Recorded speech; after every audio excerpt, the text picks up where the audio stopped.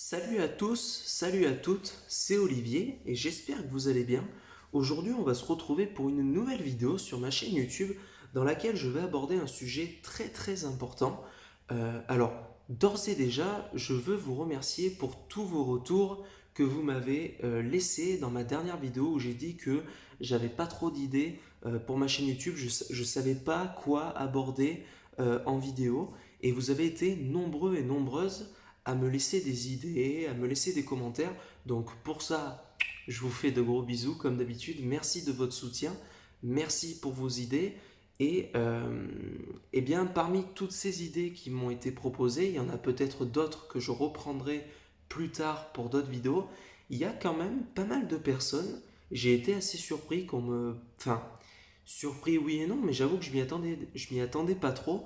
Il y a pas mal de personnes qui m'ont demandé de parler de l'adolescence, de parler du manque de confiance en soi, de la timidité que peuvent avoir notamment les adolescents ou même d'autres personnes, hein, toute personne à n'importe quel âge, etc. Et puis il y avait également des mères de famille qui m'ont dit qu'elles avaient du mal avec leur enfant, avec leur ado qui avait 15 ans, que c'était un peu chiant et que du coup elles voulaient que je parle un peu de mon adolescence. Donc aujourd'hui dans cette vidéo je vais parler un peu de mon adolescence, mais on va aborder déjà le côté, pour ceux qui m'ont laissé en commentaire, tout ce qui est la confiance en soi et la timidité qui peuvent toucher effectivement notamment les adolescents. Alors déjà, ce qu'il faut quand même pas oublier, c'est que tout ce que je vais vous dire dans cette vidéo, ça vient de la bouche d'un gars qui a 23 ans. Je n'ai que 23 ans. 23 ans, c'est jeune. Je manque encore d'expérience. Oui, j'ai vécu des choses, mais je pense que enfin, vous allez me dire, une vie ne suffit pas pour avoir une sagesse absolue, mais euh, je suis très jeune. Donc tout ce que je vais dire, c'est de la bouche d'un jeune homme qui n'est pas père. Je n'ai jamais été père, je ne sais pas ce que c'est d'élever des enfants, je n'ai pas d'enfants, etc. Donc ce que je vais dire dans cette vidéo n'engage que moi, c'est à prendre ou à laisser, vous faites ce que vous voulez. Mais voilà, n'oubliez jamais que moi, tout ce que j'essaie de vous dire, c'est mon point de vue, je suis là pour vous aider du mieux possible. Et puis comme d'habitude, n'hésitez pas à me laisser vos retours en commentaire. Donc déjà, par rapport à la confiance en soi et la timidité, faut savoir que je pense, euh, je vous dis ça parce que j'ai rencontré pas mal de personnes dans ma vie. Bon, en 23 ans d'existence, j'ai pas rencontré non plus une tonne de personnes et je vais en rencontrer d'autres hein, dans le futur. Mais disons que j'ai rencontré de tout et effectivement, je pense que globalement, on est un peu tous touchés par ce problème de confiance en soi, la timidité, etc. Et c'est plus ou moins prononcé d'une personne à l'autre, suivant notre vécu, suivant notre éducation, voilà, suivant plein de choses. Déjà, ce qu'il faut savoir, c'est que oui, par exemple, on assimile souvent la confiance en soi à quelque chose de très positif. Et c'est vrai, alors c'est sûr que avoir confiance en soi, c'est hyper important, c'est génial, c'est super. Après, c'est comme pour tout, faut pas être dans l'excès parce qu'un excès de confiance en soi, pour moi, c'est contre-productif parce que dans la vie, on avance avec les autres, on grandit avec les autres. Donc, le truc de dire, ouah, ce mec, il a confiance en lui, machin, c'est pas pour autant qu'il faut jamais se remettre en question, c'est pas pour autant qu'il faut pas écouter les autres, c'est pas pour autant qu'on a tout le temps raison, c'est pas pour autant que. Voilà. Faut faire attention parce que chaque qualité peut devenir un défaut si c'est en surplus. De plus, ce que je tiens à rappeler, c'est que il y a beaucoup de personnes qui disent souvent ah putain, lui il a de la chance, lui il a confiance en lui, ça se voit, il le dégage et tout. Mais vous savez, il y a aussi beaucoup de personnes qui se donnent un masque. Vous savez, il y a beaucoup de personnes qui font style, qui font genre d'avoir confiance en elles et qui vont de l'avant, qui foncent. Mais en fait, ce que vous ne savez pas, c'est que ce sont des personnes qui sont malheureuses. Ce sont des personnes qui ne sont pas heureuses. Et souvent, quand on n'est pas bien dans sa peau, quand on a quelque chose à combler, quand on n'est pas bien, qu'on a quelque chose à prouver, la meilleure défense, c'est l'attaque. Et la meilleure façon pour certaines personnes de se défendre, c'est de prendre les devants et de tout de suite mettre le grappin sur les choses, de tout gérer, etc. Donc d'extérieur, ça donne l'impression que la personne, elle gère les trucs, elle est heureuse. Sauf que avoir confiance en soi, ça ne veut pas dire être heureux. D'accord? N'oubliez quand même pas ça. C'est pas parce que vous n'avez pas confiance en vous que vous ne pouvez pas être heureux. C'est une chose. Pour ce qui est de la confiance en soi, je pense, après je parle avec mon vécu, hein, il y a des gens qui sont précoces, hein, il y a des gens qui ont rapidement confiance en eux. De toute façon, c'est simple.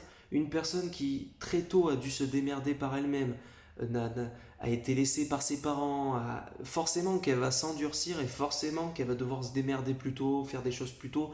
Donc voilà, elle va prendre plus ou moins confiance rapidement. Mais pour moi, la définition de confiance, avoir confiance en soi, c'est, euh, par exemple, moi, pour prendre mon cas personnel, euh, j'ai mis du temps à évoluer par rapport à ça, et même encore aujourd'hui, je manque de confiance en moi, je trouve, mais j'ai quand même vachement évolué par rapport à ça, parce que, disons que moi, quelque part, je manque de confiance dans le sens où je me pose trop de questions. Quand je vais faire une tâche, que ce soit au boulot, que ce soit pour n'importe quelle personne, je veux tellement bien faire, je suis tellement rigoureux dans ce que je fais, et je veux tellement être sûr de bien faire que je me pose trop de questions et que du coup ça peut me parasiter l'esprit et du coup ça me bloque dans ce que je fais et du coup ça fait de moi quelqu'un qui se questionne trop, qui donne l'impression de ne pas avoir confiance en lui. Et là où c'est paradoxal, c'est que je suis quelqu'un qui est capable de monter sur scène et d'aller chanter devant des gens. Je suis capable de faire des vidéos sur internet. Et ça, par exemple, c'est pas des choses qui. Une personne qui n'est pas très à l'aise avec elle-même, enfin, je sais pas comment expliquer, une personne qui a pas trop confiance avec elle et tout, elle va pas aller faire des vidéos YouTube, elle va pas se montrer, elle va pas. C'est là où moi, personnellement, je suis quelqu'un qui est très paradoxal, c'est qu'il y a des choses que je fais dans la vie qui laissent entendre que j'ai confiance en moi, mais il y a d'autres moments où je me surprends moi-même, je me dis, mais putain, mais arrête de te poser des questions, vas-y, essaie. Parce que pour moi, la définition même de la confiance en soi, c'est de se dire, bon, ben, j'ai analysé la situation, je sais pas si. Je sais que je peux tenter, je sais pas si ça va marcher, mais je vais essayer. Alors attention, c'est pas pour autant qu'il faut essayer tout et n'importe quoi. Je vous ai pas dit d'être un bélier, de foncer tête baissée. Si vous sentez que vous n'avez pas les capacités, si vous sentez que vous n'êtes pas sûr de vous, que vous pensez que vous pouvez faire une bêtise, etc., et que vraiment ça peut être quelque chose d'une très mauvaise idée, ne le faites pas. Il faut toujours analyser la situation avant d'essayer. Par contre, si vous êtes dans une situation où vous sentez que si vous prenez des devants par rapport à quelque chose que vous tentez et tout, et que ça aura pas trop de répercussions, etc., n'ayez pas peur, parce que de toute façon, quelque part, je vous dis tout ça, mais quelque part, n'oubliez jamais qu'on a tous droit à l'erreur. Et pour moi, c'est ça, le fait d'avoir confiance en soi, c'est de se dire, d'être capable d'avoir le recul, de se dire, ok, je vais tenter, je vais peut-être me tromper, mais ça arrive à tout le monde de se tromper. On a le droit de se tromper. N'oubliez pas ça. Il faut vraiment pas que vous oubliez que dans la vie, quoi que vous fassiez, vous avez le droit de vous tromper. Vous n'avez pas été la première personne à vous tromper. Il y en a d'autres à votre place qui vont se tromper. Il y en a d'autres à votre place qui se sont trompés avant vous. Vous avez le droit de faire des erreurs. Ce n'est pas grave de faire des erreurs. Il faut en faire justement des erreurs pour pouvoir grandir, pour pouvoir se dire ah ben tiens, fallait pas faire ça, je le referai pas, etc. Parce que de toute façon, comme on dit si bien, il n'y a que celui qui fait rien qui ne se trompe pas. C'est sûr que si vous vous mouillez jamais, si vous sortez pas de votre zone de confort, ah c'est sûr il vous arrivera jamais rien. Ça, vous êtes tranquille. Mais le problème, c'est que le danger à ça, ben, vous allez rester dans votre truc et vous n'allez pas évoluer. Et c'est dommage. Donc voilà. Voilà ce que j'avais à dire sur la confiance en soi. Pour moi, la confiance en soi, tout le monde en est touché. On est tous différents par rapport à ça. On peut tous évoluer par rapport à ça. Ça demande du travail sur soi. Ça demande du vécu parce qu'on ne prend pas de la confiance en soi comme ça. Il faut grandir, il faut évoluer, il faut comprendre certaines choses. Il faut rencontrer d'autres personnes, échanger avec d'autres personnes. Euh, voilà, il faut se tromper. Il faut. Voilà. Mais la confiance en soi, ça vient. Par contre, pour ce qui est de la timidité, je vous le dis clairement parce que j'ai rencontré des gens qui sont très timides, qui ont vraiment du mal à s'ouvrir aux autres. Là, je vais vous le dire cash, ça va peut-être pas vous plaire. Pour moi, je dirais pas qu'il y a de recette, il n'y a pas de recette miracle, mais par contre, pour ce qui est de la timidité, il faut que vous fassiez un travail sur vous-même. Je vous dis ça parce que on vit dans un monde où, évidemment, on gagne notre pain, on gagne de l'argent pour vivre, etc. Et donc, on a un boulot, on a un travail, et qui dit avoir un travail dit travailler avec les autres. Enfin, ça dépend du boulot que vous avez, mais globalement, pour votre vie sociale, c'est hyper important que vous travailliez sur votre timidité. Parce que si vous êtes quelqu'un qui est resté fermé sur vous-même, parce que vous avez peur des autres, vous avez peur du regard des autres, vous avez peur de prendre les devants, etc., essayez de travailler sur ça. Vraiment, dites-vous bien que la timidité, c'est quelque chose de pas bon. C'est pas bon parce que ça va vous renfermer, vous vous empêchez de découvrir d'autres personnes, vous vous empêchez de d'échanger avec des gens, vous vous empêchez d'apprendre des choses sous prétexte que vous avez peur des autres, vous avez peur de l'inconnu, etc. On a tous peur de l'inconnu. L'inconnu, c'est normal que ça fasse peur. Mais il y a un moment où il faut que vous preniez le temps qu'il vous faut, mais travaillez sur vous-même et dites-vous que de toute façon, l'inconnu, vous l'empêcherez pas. Tôt ou tard, vous êtes toujours confronté à l'inconnu. Dans votre vie, vous aurez toujours des périodes où ce sera l'inconnu, vous ne savez pas dans quoi vous allez vous embarquer. Mais n'oubliez jamais que la vie, c'est une aventure. Il faut la vivre, il faut tenter les choses, il faut rencontrer les gens. Même si c'est des mauvaises personnes, c'est pas grave. C'est pas grave, dites-vous que ça va vous renforcer. Et dites-vous que même si vous rencontrez des gens qui vous font du mal, vous n'êtes pas forcé d'être avec ces personnes. Et il y a toujours moyen de trouver une issue. Il y aura toujours des gens qui seront là pour vous. Et si vraiment il y a des gros problèmes, n'oubliez pas qu'il y a des lois. Il y a des lois, vous avez le droit à certaines choses. Vous avez le droit de vous défendre. Vous avez le droit de dire que là c'est pas normal, ce qui vous arrive c'est pas normal, etc. Mais par contre, ne vous interdisez pas de vivre des choses parce que ça risque de vous porter préjudice. Si vous êtes timide, si vous restez dans votre bulle, ça va vous isoler des autres. Et le problème, c'est que ça donne une image plutôt négative envers les autres. Ça donne pas une bonne image. On va pas avoir envie de s'ouvrir vers vous parce que dès qu'on va vous parler, vous n'allez pas relancer la discussion, vous n'allez pas prendre les devants, vous allez rester fermé et au bout d'un moment, les gens, ils vont en avoir marre de venir vers vous. Les gens, au début, ils vont venir vers vous, ils vont vous parler, ils vont dire tiens, il est peut-être un peu timide ou elle est peut-être un peu timide, on va discuter un peu, elle va se mettre à l'aise ou quoi. Et si au bout d'un certain temps, vous ne changez pas, ne vous étonnez pas si les gens ils abandonnent, si les gens s'éloignent de vous. Vous ne pouvez pas reprocher aux autres de plus venir vers vous, de plus vous parler si vous donnez rien. Vous savez, une vie sociale, ça s'entretient, ça se construit, c'est des échanges. On est des êtres humains, on s'échange. Vous ne pouvez pas reprocher aux autres ce que vous ne donnez pas. C'est aussi simple que ça.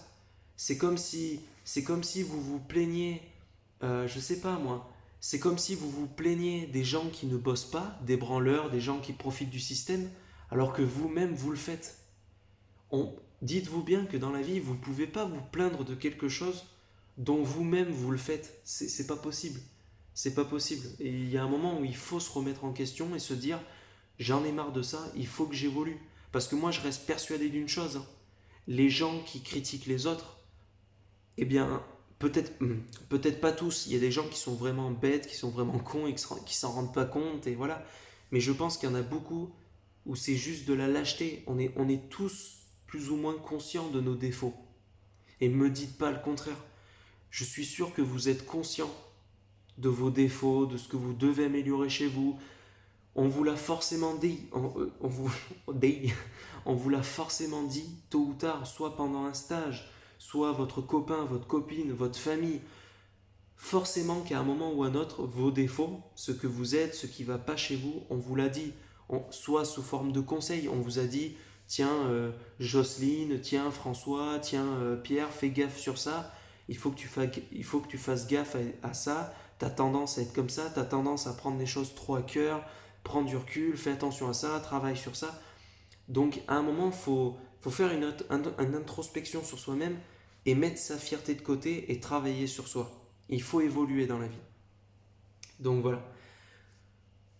Pour ce qui est de l'adolescence, c'est quelque chose de compliqué. Comme j'ai dit tout à l'heure, moi je ne suis pas père, donc pour toutes les mères qui me regardent, qui ont des problèmes avec leur adolescent, moi je ne suis pas là pour vous donner des conseils, enfin moi j'essaie de vous donner mon avis, mais je ne suis pas éducateur, je ne suis pas instituteur, je ne suis pas prof, c'est pas moi qui va vous donner les clés, mais par contre ce que je peux vous dire c'est par rapport à mon vécu et par rapport à comment mes parents s'y sont comportés, Moi, ce que je peux vous dire, c'est que, parce qu'il y en a beaucoup qui pensent que je suis quelqu'un, waouh, Olivier, il parle bien, waouh, Olivier, il est trop gentil, il est beau et tout. Il y a même des gens qui me complimentent sur mon physique, c'est très gentil.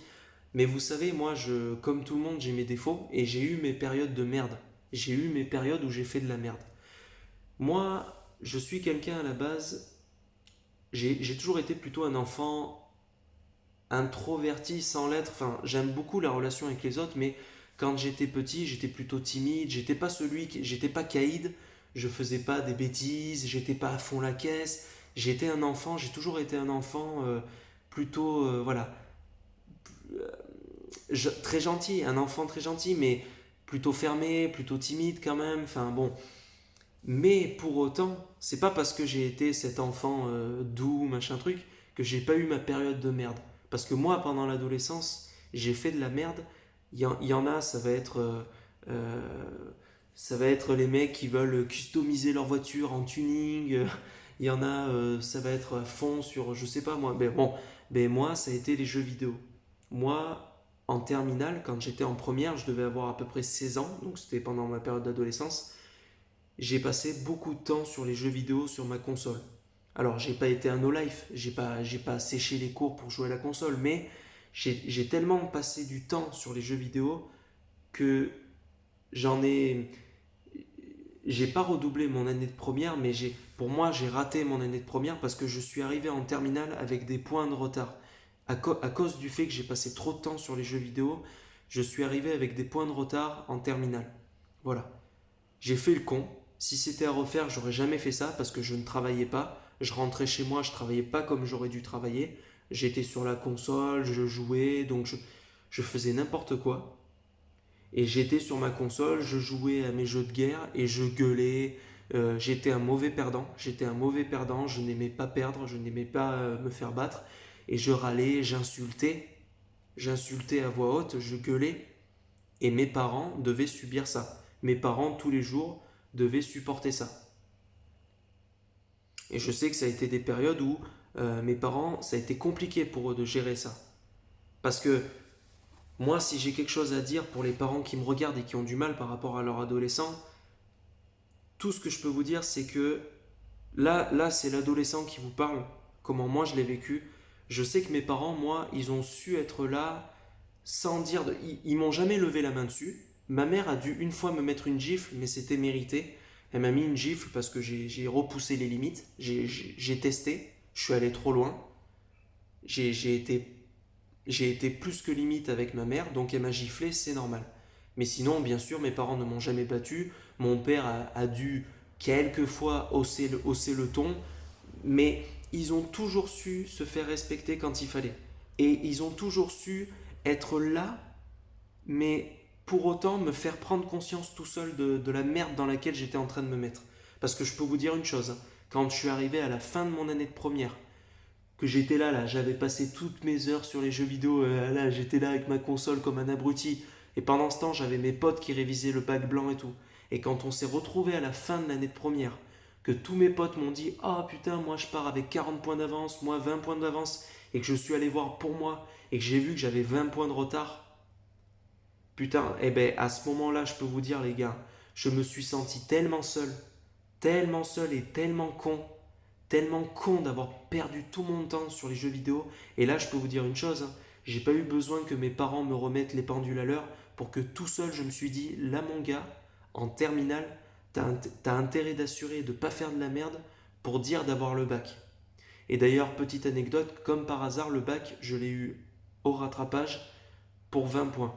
C'est-à-dire que ma connerie de première, c'est à cause de ça que j'ai dû aller au rattrapage pour avoir mon bac. C'est-à-dire que si j'avais bossé en première, au lieu de perdre mon temps sur les jeux vidéo, j'aurais sûrement pas eu mes 20 points de retard et j'aurais pas eu à aller au rattrapage pour avoir mon bac. Donc vous voyez comme quoi. Après, mes parents, ils ont été là, hein. Mon père, il m'a dit, moi je sais que quand on avait révisé pour le bac blanc, pour... Pardon, excusez-moi, j'étais remonté. Désolé, c'est pas poli.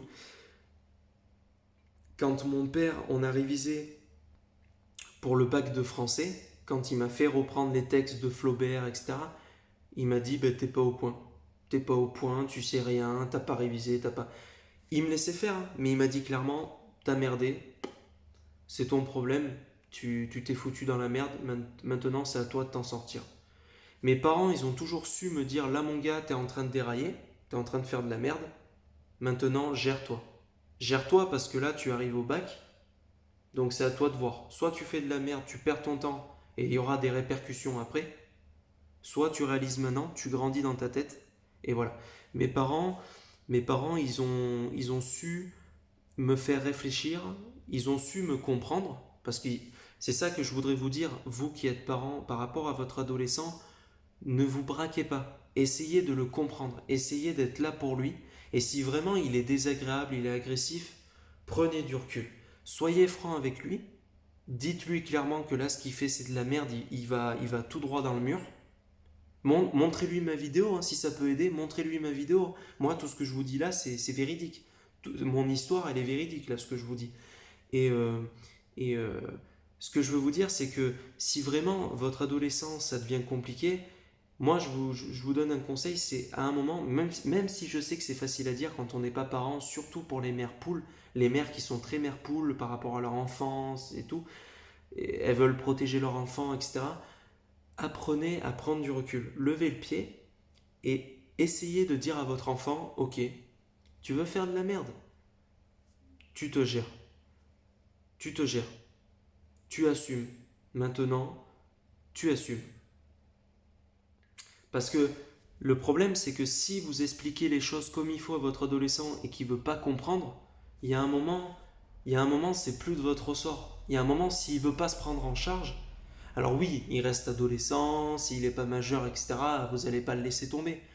Mais il faut qu'à un moment, il comprenne. Il faut quand même qu'il se passe quelque chose. Après, je ne sais pas quoi vous dire. Moi, je sais que j'ai eu un bon équilibre. Mes parents ont été là pour me foutre des électrochocs. Et heureusement, de moi-même, j'ai percuté. Mais l'adolescence, c'est une période très compliquée. Et je pense que quel que soit l'enfant, il n'y a pas de règle absolue, hein, mais quel que soit l'enfant, quelle que soit la personne, on a tous traversé une période où on s'est cherché, voilà, on a fait de la merde. D'ailleurs, je m'adresse aux parents, n'oubliez pas ce que vous étiez. Parce que avant de jeter la faute sur votre enfant, avant de dire que vous en avez marre de votre adolescent, que vous en avez marre de votre enfant, remettez-vous à sa place. Remettez-vous, vous, au même âge que lui. À son âge ou voilà, à l'âge de votre adolescent, comment vous étiez vous? Et oui, et n'oubliez pas que je pense que ces périodes-là, ces périodes compliquées qu'on a à l'adolescence, force à vous, parce que tôt ou tard ça passe. Tôt ou tard, l'adolescent il grandit et puis voilà. Je pense avoir à peu près tout dit. J'ai abordé ce que je voulais aborder. Force à vous. Battez-vous pour les gens que vous aimez. Battez-vous pour vous. On traverse tous des périodes compliquées, mais vous inquiétez pas, tôt ou tard la roue tourne. Et tôt ou tard, il y a des solutions. Il y a toujours des solutions. Il y en a toujours. Il faut penser positif. Si déjà vous pensez négatif, vous allez entretenir du noir, vous allez entretenir une spirale négative, et forcément, ça va avoir des répercussions négatives. Alors que si vous décidez de penser positif, de vous dire, bon allez, ok, il m'arrive ça, mais j'ai déjà ça. Ok, il m'arrive ça, mais j'ai quand même ça. J'ai la chance d'avoir cette personne. J'ai la chance de vivre ça. J'ai la chance d'avoir ces choses-là quand même à côté de ça. Pensez positif. Concentrez-vous sur le positif et allez de l'avant. N'ayez pas peur. En tout cas, je vous envoie tout mon courage. C'était Olivier. Ciao tout le monde. Salut.